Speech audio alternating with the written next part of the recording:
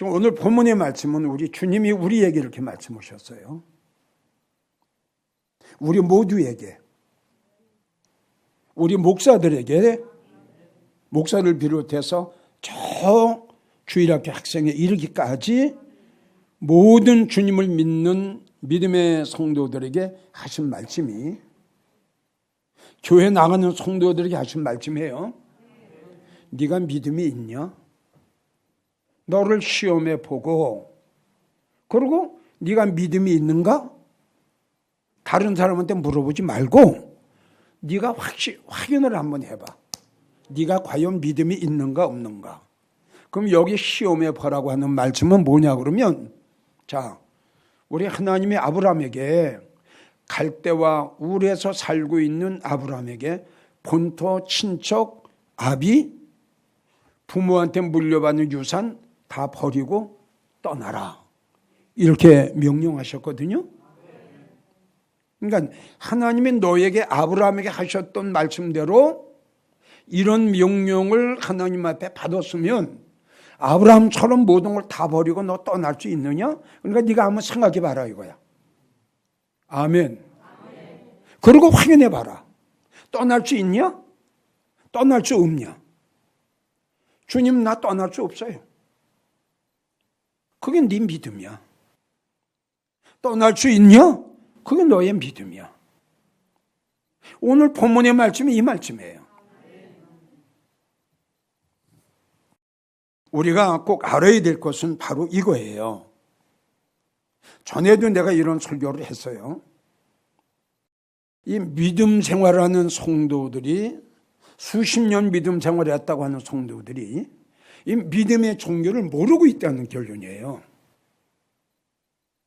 자, 오늘 주님이 우리에게 무엇을 시험하고 무엇을 확인해 봐라? 그러면 여러분들에게 물을게. 믿음이 한 가지면 확인해 볼 필요가 있어요, 없어요? 없어요. 그럼 이 말씀 속에는 뭐야? 믿음이 하나가 아니고 믿음이 여러 가지가 있다는 거예요. 믿음이 하나가 아니기 때문에 우리 주님이 그 12가지 되는 믿음 중에, 이기용 목사야, 너는 12가지 되는 믿음 중에 어느 믿음에 해당되느냐? 한번 어떻게? 확인해 봐라 이 말이죠.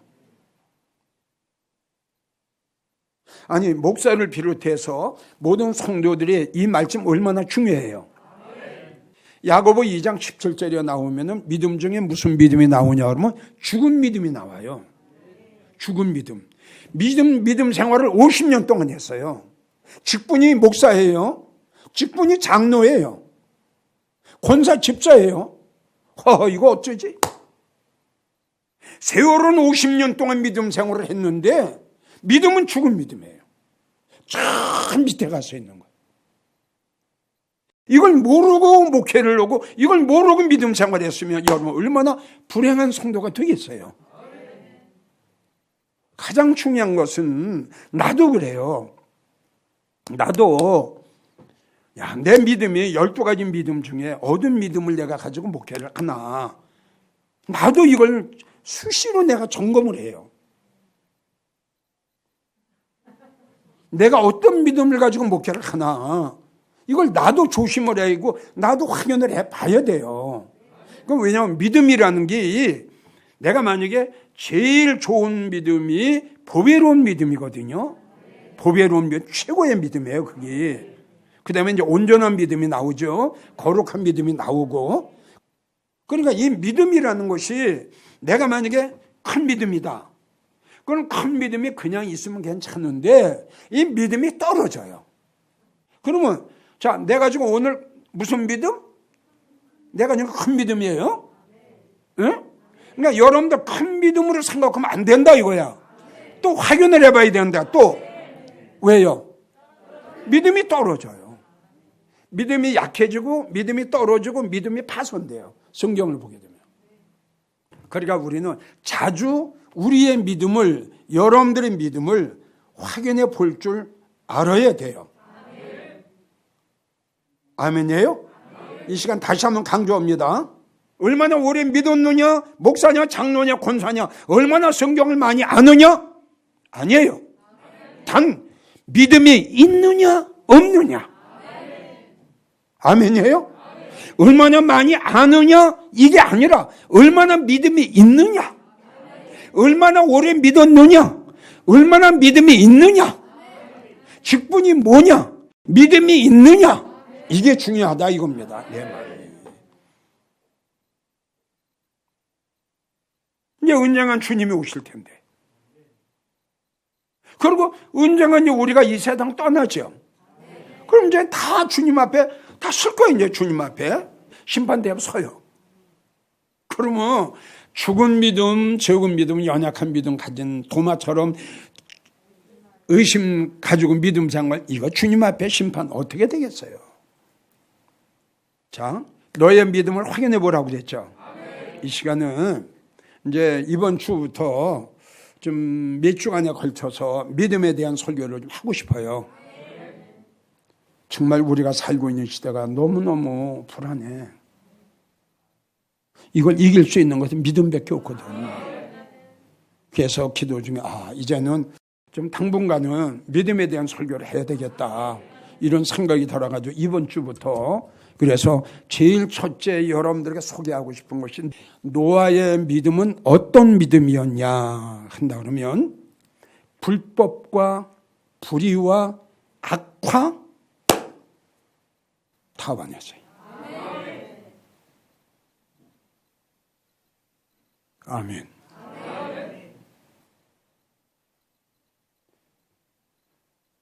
창세기 6장을 보면 5절에서 6절을 보면 하나님께서 사람의 죄악이 세상에 관영함, 하나님의 사랑과 하나님의 은혜가 관영해야 될 텐데 죄악이 관영했다. 관영했다라는 뜻은 차고 넘치다. 뭐가? 죄악이. 그 마음의 생각이, 사람들의 생각하는 것, 사람들이 계획하는 것이 항상 악함을 보시고, 땅 위에 사람 지으셨음을 한탄하시고 한탄하사, 이렇게 나. 여러분, 노아의 때의 사람들의 죄악이 얼마나 악하고 얼마나 그 죄악에 관용했으면, 하나님이 사람을 창조해 놓으시고 사람을 만들어 놓으시고,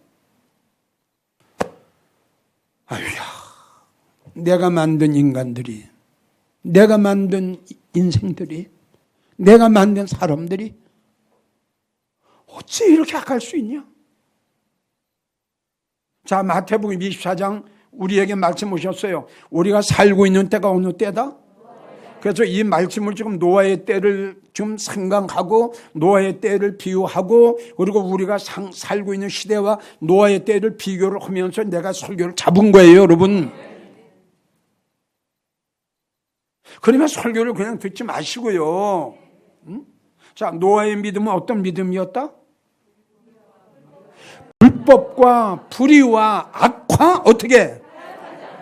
타업은 상관을 안 했다는 거야. 상관을 안 했어. 그러니까 우리가 살고 있는 시대가 어느 시대인가를 여러분들 알고 이 설교를 들으란 말이야. 내가 분명히 설교를 했죠. 우리 기독교인들은 불법과 불의와는 상관하면 안 된다. 주님이 이렇게 말씀하셨다. 내가 설교했잖아요. 안 믿는 사람들과 믿는 성도들과 차이점이 뭡니까? 아닌 거는 아니잖아요. 가야 할 길을 가지 말아야 할 길. 아멘이에요? 함께 해야 할 일, 하지 말아야 할 일. 신변의 위협이 와도 아닌 거는 아니야. 왜? 주님을 믿는 믿음의 사람이니까. 믿음이 없으니까 불법하고 불의하고 파업하는 거예요. 아멘. 믿음이 있으면 아닙니다. 아닌데요? 이걸 뿌리칠 수 있는, 거절할 수 있는 믿음이 없기 때문에 손을 잡은 거예요. 성경을 보게 되면요, 마지막 때는 도적과 연합하고 이런 말씀이 있어요. 도적과 짝을 하고. 자, 이렇게 악했어요. 난 그래서 이 설교를 준비하면서 이렇게 생각했어요. 이 악한 것은요, 우리가 믿음 생활하는 우리는 믿음 밖, 주님 밖의 악함을 보지 마세요.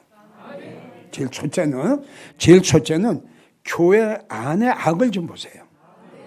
그리고 나서 교회 밖의 악을 보세요. 두 가지예요.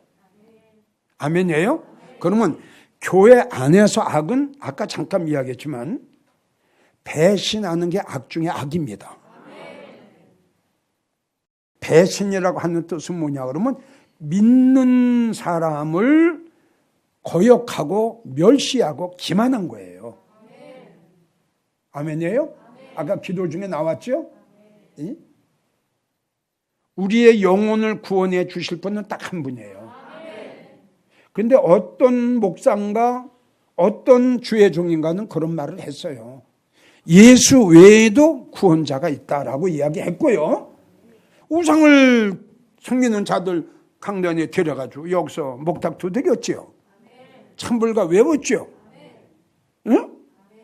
여러분, 이게 배신행위야. 이게 뭐야? 악이에요. 악. 여러분, 주님은 하나님의 영광의 보좌를 내놓으셨어. 누구 때문에? 나 때문에. 그리고 십자가 지셨어. 누구 때문에? 나 때문에. 그리고 옆구리에 찔리셨어. 누구 때문에? 그리고 물과 피를 아낌없이 쏟으셨어. 누구 때문에? 이런 예수님의 사랑과 은혜에 보답은 하지 못할 망정 이런 배신행의 행위를 해서 되겠어? 응? 이 세상에서 가장 용서받지 못할 죄가 배신행위야. 목사들이. 응? 우리 하나님이 이걸 보시고 한탄하신 거예요. 세상에 인간들이 이렇게 악할 수가 있느냐? 악한 짓을 하는 걸 보면서 연합이 되고 불의를 행하는 걸 보면서 소리 지르지 않고 박수를 쳐주고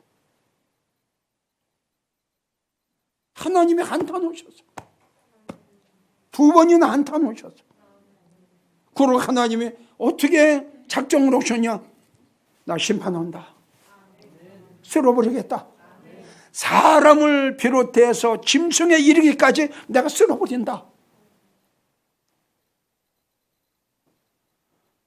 성도 여러분, 우리가 살고 있는 때가 노아의 때와 같다고 말씀하셨는데 어쩌지? 하나님의 심판이 이렇게 임하면 어쩌지? 하나님은 거짓말을 못 하신다고 그러셨는데 이렇게 하시면 어쩌지? 노아의 때와 같이 인자의 때에도 이와 같으리라. 그대로 하실 텐데. 그래서 다시 한번 강조하지만 노아는 이렇게 모든 사람들이 악함과 불의와 함께하고 짝짓고 연합하고 상관하며 살아갈 때 노아의 8 식구는 전혀 여기에 참표를 안 던졌어요. 함께하지 않았어요. 그래서 히브리 11장 7절을 보면은 노아는 믿음으로 무엇을? 그렇죠. 노아는 뭘로? 지금 여러분 어떤 설교를 듣지? 그렇죠. 믿음에 대한 설교를 듣는 거예요. 좋아요. 어떠한 불법이 왕성하고 악이 왕성하고 불의가 판을 친다 할지라도 믿음의 성도는 노아처럼 승리할 수 있습니다. 할렐루야. 왜? 믿음으로 세상을 정죄했어요. 믿음으로 불법과 믿음으로 불의를, 믿음으로 거짓을, 믿음으로 악함을, 믿음으로 불의를 정죄하면 되는 거예요. 그래서 믿음이 이렇게 중요한 거예요. 노아는 믿음으로 불법을, 불의를, 거짓을, 타락을 정죄했다. 그리고 믿음을 쫓는 의의 후사가 됐다. 믿음이 이렇게 중요한 거예요.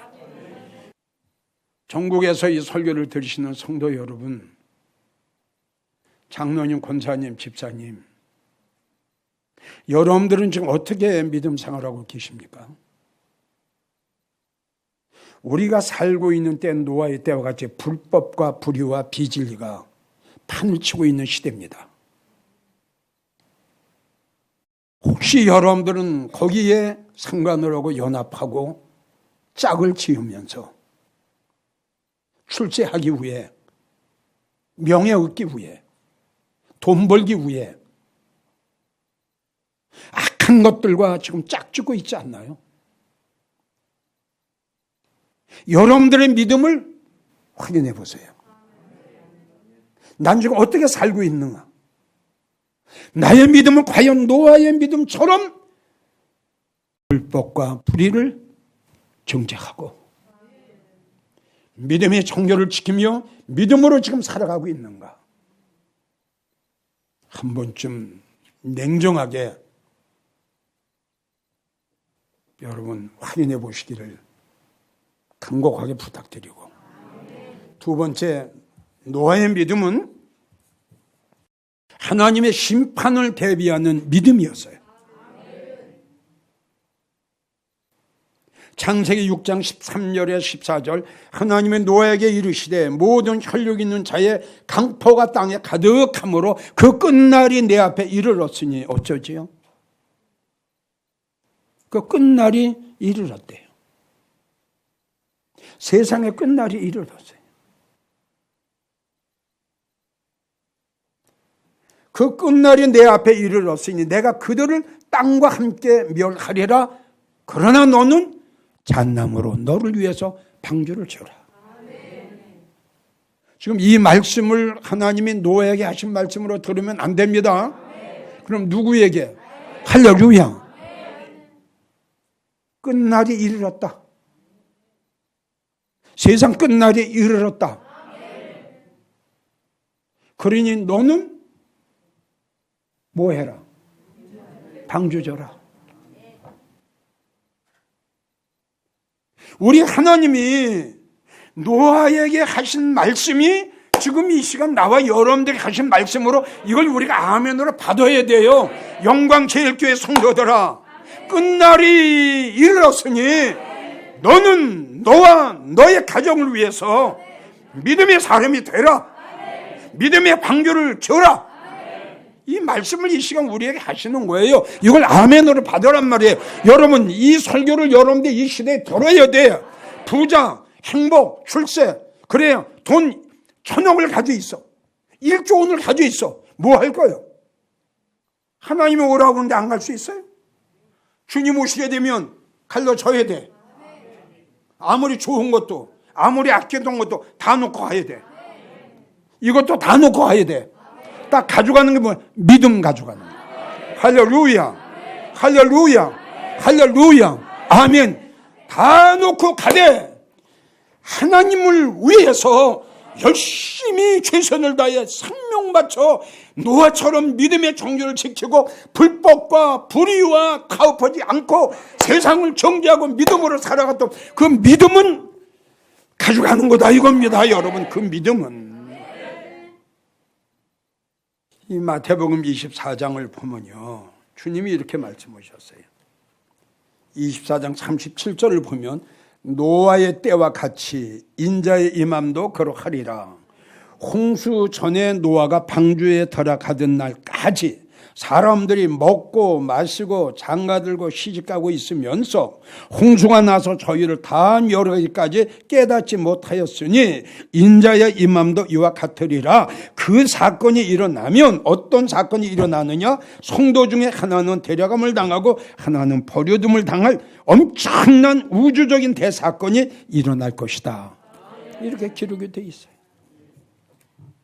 우리도 이제 정신 차려서 다시 한번 마음의 허리를 동이세요. 끝날이 이르렀다. 어떻게 살아야 돼?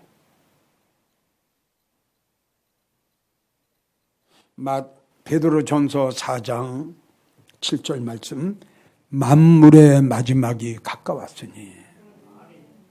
베드로전서 4장 7절, 만물의 마지막에 가까웠으니. 이게 뭐야? 지금 창세기의 말씀대로 뭐가 이르렀다? 세상 끝날이 이르렀다.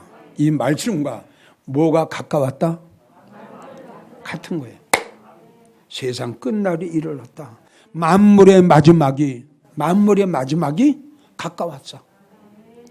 그러니 주님이 우리에게 어떻게 하라? 정신 차려라.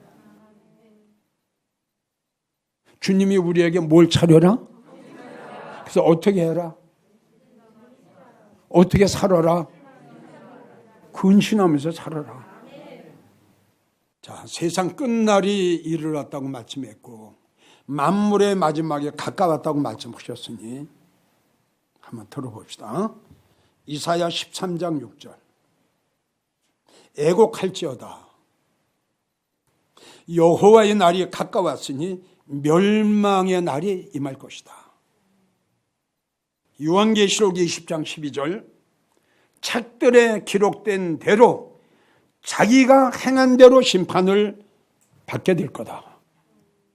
말라기 3장 5절. 내가 심판으로 너희에게 임할 것이다.